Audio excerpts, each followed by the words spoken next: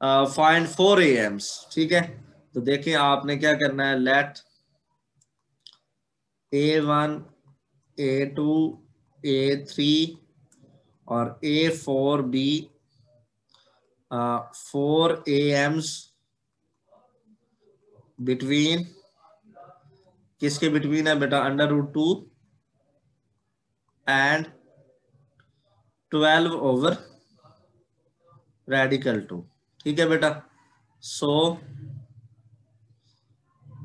ये आपके पास पहला लेटर आ गया, फिर आपके पास A1 आ गया, फिर आपके पास A2 आ गया, फिर आपके पास A3, फिर आपके पास A4 और फिर आपके पास 12 over square root 2 RN AP, ठीक है बेटा। सिमिलरली अब आपके पास A1 क्या होगा, रेडिकल 2, और ये कौन से नंबर पे है बेटा, 6 पे। ये कौन से नंबर पे है, 6 पे है ना। यस सर, 6 पे हाँ 12/√2। हाँ, तो ये 12 ओवर √2। अब हम एक्सपैंड किसको करेंगे,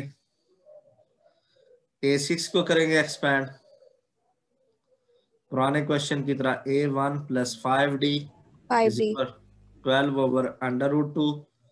तो A1 की वैल्यू क्या है, रेडिकल 2, आपके पास ये 5D is equal to 12 over radical 2। तो 5D इज इक्वल टू क्या आ जाएगा, 12 ओवर रेडिकल 2 माइनस रेडिकल 2, इसका एलसीएम रेडिकल 2 आ जाएगा, और ये 12 माइनस 2 तो which is equal to 10 over radical 2, ठीक है बेटा। बात समझ आ गई बेटा। सर ये कैलकुलेटर पे तो इसका आंसर आ रहा है 5/√2। हाँ देखो 5/√2 भी आ सकता है, क्योंकि देखें ना, ये देखें कैलकुलेटर पे ये आएगा 10 है ना, 10 को आप ये लिख सकते हैं बेटा कैलकुलेटर में, ये देखें ना 10 है तो आप इसको लिख सकते हैं 2 × 5। यस सर, हाँ उसने √2 और √5 को अलग करके हाँ किया। ये है ना, ये √2 हो गया बेटा, इसको आप 2 बार √ में लिख लें, और 5 आ गया आपके पास, और ये √2 कैंसिल हो जाएगा, तो आपके पास 5/√2 आएगा, ठीक है। यस या सर। या दूसरी बात ये है कि आप डिनोमिनेटर को रैशनलाइज कर देंगे, यानी क्या, ये 10 ओवर √2 है ना, इसको रैशनलाइज करें, √2 ऊपर और √2 नीचे, तो ये 10 √2 हो जाएगा और नीचे 2 हो जाएगा, फिर कटिंग करेंगे तो आपके पास 5/√2 है, ठीक है बेटा। Yes sir. तो ये आपके पास 5D इज इक्वल टू क्या आ जाएगा, 5/√2। तो अब आपको पता है 5 5 के साथ कैंसिल, तो D की वैल्यू आपके पास क्या आ जाएगी बेटा, √2 आ जाएगी, ठीक है। अब आपने A1 फाइंड करना था, तो कैपिटल A1 का क्या हो गया, स्मॉल A1 + D। तो A1 आपके पास क्या है बेटा, रेडिकल 2, और D भी आपके पास रेडिकल 2 है, तो which is equal to 2 radical 2। इसी तरह A2 निकालना है, तो क्या होगा, A1 + D। A1 आपके पास क्या है, 2 radical 2 + radical 2 which is equal to 3 radical 2। इसी तरह आपके पास A3 क्या आ जाएगा, A2 + D। तो A2 की वैल्यू क्या है, 3 रेडिकल 2 + रेडिकल 2, तो ये आपके 4 पास रेडिकल 2। 4 रेडिकल 2 आ जाएगा, ठीक है। ये आपके पास A3 है, और इसी तरह A4 आपके पास A3 + D आ जाएगा बेटा। A3 क्या है, 4 रेडिकल 2 + रेडिकल 2, तो आपके पास क्या आ जाएगा, A4 आपके पास 5 रेडिकल 2। 5 रेडिकल 2, ठीक है बेटा। Yes sir. हाँ अब देखें क्वेश्चन नंबर 5 आप कर लेंगे, इंसर्ट 7 AMs करने हैं, बाकी वही तरीका है, अगर आप कर लेते यस हैं तो सर। ठीक है, अगर नहीं कर लेंगे तो मैं फिर करा देता हूँ। ये आपके सर कर पास लूंगी। चलेंगे, ये आपके पास क्वेश्चन नंबर 4 था। अच्छा उसके बाद 7 और 8 आ गए, ठीक है। 7 जो है देखें बड़ा लॉजिकल क्वेश्चन है, और आता भी कई बार पेपर में। देखिए 7 में आपको, आपने n की वैल्यू फाइंड करनी है, ऐसे क्या ना कुछ, हाँ फाइंड n सो दैट। अब क्वेश्चन में देखिए 7 में आपको क्वेश्चन में ये गिवन है, आपको गिवन ये है ए एम जो है वो आपके पास ये A N plus B N over A N minus 1 plus B N minus 1, ये आपको गिवन है। लेकिन आपको ये भी पता है बाय फार्मूला के लेट ए एम जो है वो आपके पास A M between A and B by formula हमने कल देखा था, वो किसके बराबर होता है? A plus B over B divided by 2। तो इसका मतलब है अगर इसको मैं 1 का नाम दे दूं और इसको 2 का नाम दे दूं, तो अगर ये दोनों ए एम के बराबर है तो ये दोनों आपस में क्या होंगे? कंबाइन कर देंगे। कंपेयरिंग 1 एंड 2 के दोनों ए एम के बराबर हैं तो दोनों आपस में क्या होंगे बेटा? इक्वल होंगे। यानी A N plus B N over A N minus 1 plus B N minus 1 is equal to A plus B over 2। Cross multiply कर दें, 2 bracket A N plus B N बेटा, और ये क्या आ जाएगा? A plus B bracket A N minus 1 plus B N minus 1। अब ये आपके पास क्या आ जाएगा? 2an प्लस 2bn बचे, और इसको जब मल्टीप्लाई करेंगे तो क्या आ जाएगा? a dot a raise power n minus 1 plus a b raise power n minus 1 plus b a raise power n minus 1 plus b dot b raise power n minus 1। अब देखें बेटा, इसकी पावर 1 है और इसकी पावर भी 1 है। अब देखें अगले स्टेप में ये दोनों पावर क्या हो जाएंगी? कैंसिल हो जाएगी। बेसिस सेम है ना बेटा, क्योंकि जैसे आपको पता है कि अगर x पावर 1 है और x पावर माइनस 1 है तो इकट्ठा कर लेंगे तो क्या होगा? कैंसिल हो जाएगी। या आपके पास 2 है तो आपको पता है इकट्ठा करते हैं तो क्या हो जाती है? कम हो जाती है। ठीक है, तो ये सिंपल रूल था। अब देखें बेटा, ये जैसे है आपने वैसे लिखा 2 raise power 2a raise power n plus 2b raise power n minus ये आपके पास क्या आ जाएगा? a n बन जाएगा। इसको इधर ले आओ, minus A B raise power n minus 1 as it is.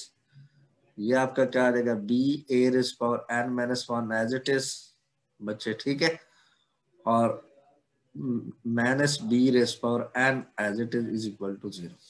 ठीक है बेटा, अब जिसमें a की पावर है उसको हमने एक साथ लिखना है। ये देखें 2 एज इट इज बच्चे, a raise power n as it is, इसके साथ जो a की मैक्सिमम पावर है उसको आपने अटैच करना है। आई मीन टू से आपने इसको अटैच करना है। ठीक है बेटा, तो ये क्या आ जाएगा? b। क्यों? क्योंकि हमने n की वैल्यू लेनी है तो n की वैल्यू जो है हम वो फैक्टराइजेशन से लेंगे। ठीक है, कि ये जो आपके पास कॉम्प्लिकेटेड एक्सप्रेशन है ना, इसको हमने फैक्टराइज करना है।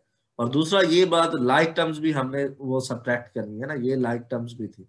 ये 2an है तो आपके पास ये सिंपल an आ जाएगा, इसको मैं रेज कर देता हूँ। ठीक है, ये भी हमारे पास रेज हो जाएगा। ठीक है, अब देखें ये आपके पास a रेज पावर n है और उसको मैं किसके साथ लिख रहा हूँ? b a raise power n minus 1 के साथ। अब देखें पहले a की टर्म लिखी है, फिर b की लिखी है, फिर उसके बाद किसकी बनती है? फैक्टराइजेशन में अरेंजमेंट बहुत। अब आपको पता है कि देखें पहले a लिखा हुआ है तो पहली 2 टर्म में हम a कॉमन लेंगे तो पहले एक्सप्रेशन में a आएगा, तो इसका मतलब है जो नेक्स्ट टर्म लिखनी है वो भी a में होनी चाहिए। तो हमने क्या कॉमन लेना है बेटा? हमने a वाली टर्म लिखनी है। तो अब आपको पता है कि ये 2 टर्म आपके पास रह गई है। एक तो ये आपके पास a b n माइनस 1 और दूसरा b n रह जाएगी। अब आपको पता है जब फैक्टराइजेशन करते हैं तो अल्फाबेटिकली भी अरेंजमेंट रखते हैं कि पहले a n है, यानी पहले ए अल्फाबेट है तो दूसरी बार जब अरेंज करेंगे तो फिर भी आपके पास अल्फाबेट ए आना चाहिए। तो इसलिए मैं पहले ये लिखूंगा A B raise power n minus 1 पहले, और जो आपके पास लास्ट में बी एन है वो लास्ट में लिखूंगा। अरेंजमेंट समझ आई? क्योंकि देखें यस सर, क्योंकि मैंने पहले दोनों में से कॉमन लेना है ना। ये देखें, इन दो में से मैं फॉर एग्जांपल अगर ए एन लूं या कुछ भी कॉमन लूं, तो अब आपको पता है पहले ए आएगा फिर बी आएगा, फिर इस तरह पहले ए आएगा फिर आपके पास क्या आएगा, बी आएगा। अब देखिए, मैं आपकी अंडरस्टैंडिंग के लिए एक और स्टेप करने लगा हूं। अगर ए रेस पावर एन है तो उसको मैं ये लिख सकता हूं N minus one plus one. कोई फर्क तो नहीं पड़ता? No sir. ये आपको सिर्फ इतना दिखाने के लिए कि बेटा कॉमन कैसे लेंगे। ये देखें आपके पास माइनस, ये जैसे लिखा हुआ था वैसे लिखेंगे, A B power N minus one जैसे लिखा हुआ है वैसे लिख दिया बेटा। और प्लस बी एन को हम ये लिख सकते हैं बी एन की power minus one plus one अपनी तरफ से। ये स्टेप आपके अंडरस्टैंडिंग के लिए देखें। उसके बाद देखें, अगर बेसिस सेम है, प्लस हो रही है पावर, तो सेपरेट करके लिख सकते हैं। मेरे कहने का मतलब है A N minus one dot A लिख सकता हूं, और बाकी जैसी टर्म लिखी हुई है वैसे लिख रहा हूं। ये देखें B A raise power N minus one बेटा एज इट इज, और उसके बाद क्या है A B N minus one as it is. Similarly B वाली टर्म को भी आपने ऐसे लिखना है। बी वाली टर्म को क्या लिखेंगे, B raise power N minus one dot into B, B. ठीक है, इज इक्वल टू जीरो। अब देखें क्लियरली आप कॉमन ले सकते हैं। देखें पहली दो टर्म में पहले आपको थोड़ी बहुत कंफ्यूजन होती कि भाई क्या कॉमन आ रहा है क्या नहीं। अब आपके सामने बेटा क्लियर है कि देखें फर्स्ट टर्म में क्या कॉमन आ रहा है, फर्स्ट टू टर्म में ए एन माइनस वन कॉमन आ रहा है।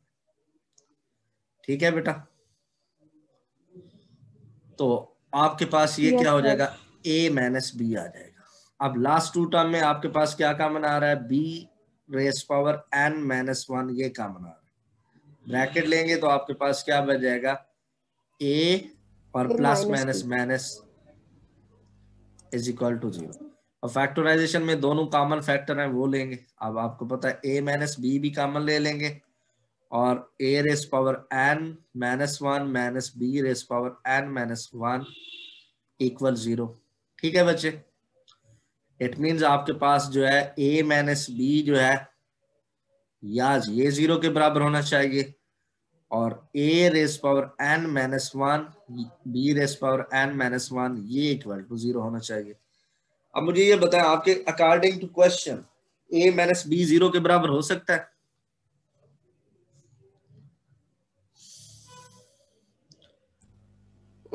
Sir A minus B zero का मतलब है कि ए बी के इक्वल हो जाएगा, लेकिन सर ये तो अरिथमेटिक मीन है, ये दोनों एक जैसी तो नहीं हो सकती। हाँ, एक जैसे नहीं होता क्योंकि इनके बिटवीन तो कोई नंबर है। अगर जब तक दो नंबर इक्वल नहीं होते तो ये आपके पास नहीं हो सकते।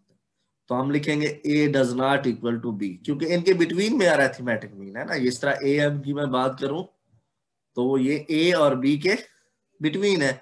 इसका मतलब है ए इक्वल नहीं है बी के। जब ए इक्वल बी के नहीं है तो उनका डिफरेंस आपके पास जीरो कैसे हो सकता है? तो इसलिए हमने ये क्या है, A minus B does not equal to zero. इसका मतलब है ये वाला एक्सप्रेशन आपके पास इक्वल टू जीरो है। तो A N minus one is equal to आप क्या लिखेंगे, बी एन माइनस वन। अपने तो एन की वैल्यू चाहिए। इसको आप देखें, ये सारी की टर्म मैं बात करूं कि देखें इधर इधर कोई नंबर लिखा हुआ होता है, इसके साथ वन तो लिखा होता है ना। अगर मैं इसको लिखूं A N minus one over B N minus one is equal to one, आएगा कि नहीं आएगा? क्योंकि कोई भी नंबर हो ना, इसके साथ भी अगर वन लिख लूं कोई फर्क तो नहीं पड़ता ना बेटा। वन एक ऐसा नंबर है जो फर्क नहीं डालता मल्टीप्लीकेशन में। तो इस सारी क्वांटिटी को मैं इधर ले आया हूं तो इधर क्या बच जाएगा बेटा, वन बच जाएगा। तो इस एक्सप्रेशन को मैं ये लिख सकता हूं A over B whole raise power N minus one is equal to one. One को मैं इस स्टाइल से लिख सकता हूं कि क्योंकि देखिए मुझे पावर से मतलब है कि वन को भी इस तरह का स्टाइल लिखूं कि जिनकी बेसिस सेम हो जाए। तो अब आपको होता है इस वन को मैं ये लिख सकता हूं A over B whole power zero. Yes sir किसी नंबर की पावर जीरो हो तो वो वन के इक्वल होती है। हाँ, और मैंने क्यों लिखी, क्योंकि देखिए मुझे इस तरह की बेस चाहिए थी। लेकिन ये तो 1 था, Yes, इस तरह की बेस बनाने के लिए हमने ये किया। तो दिस इंप्लाइज अगर बेसिस सेम है तो पावर क्या होती है बेटा? सेम होती है, इक्वल होती है। हाँ, इक्वल होती है। तो इसका मतलब है n की वैल्यू आपके पास बेटा क्या आ गई? 1। कोई प्रॉब्लम? No sir. हाँ, इसका ले लें स्क्रीनशॉट।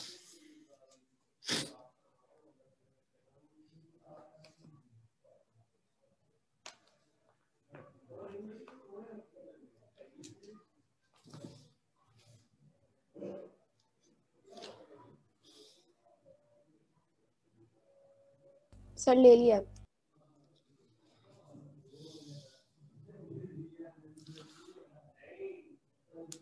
अच्छा देखें, क्वेश्चन नंबर 8 देखें बेटा। क्वेश्चन नंबर 8 के कई मेथड है, मैं आपको क्वेश्चन नंबर